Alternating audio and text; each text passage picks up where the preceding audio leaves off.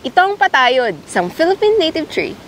Ang scientific name nito ay Heliotropium arboreum. Tinatawag din ito locally bilang salakapo at ilang English common names nito ay tree heliotrope, velvet leaf at octopus bush. Ang octopus bush ay tumutukoy sa malagalamay na forma ng kanyang mga bulaklak at prutas. Kaya rin velvet leaf ay dahil ang mga dahon ng patayod ay green na may pagka-grayish or silver dahil sa mabalbon o fuzzy nitong covering. Considered na vegetable ang mga dahon ng patayod. Tikman nga natin. Medyo may alat siya.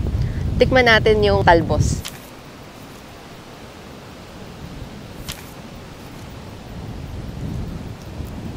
Mas maalat yung batang dahon. Galing! Tapos crunchy din siya. Pwedeng-pwede talaga pang raw salad. Ang mga dinurog na dahon ay ginagamit din para maiwasan ang pag-fog ng mga diving goggles at masks.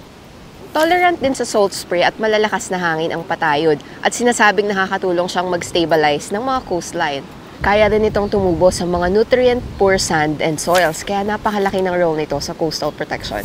Kahit very tough ang root system nito, hindi ito destructive kaya madalas ginagamit rin sa home gardens and beach landscaping.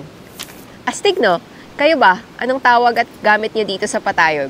Share in the comments below. And together, let's promote and mainstream Philippine biodiversity and natural heritage. Ako si Celine. Support my work by sharing this original video and not re-uploading it. See you sa next video. Bye!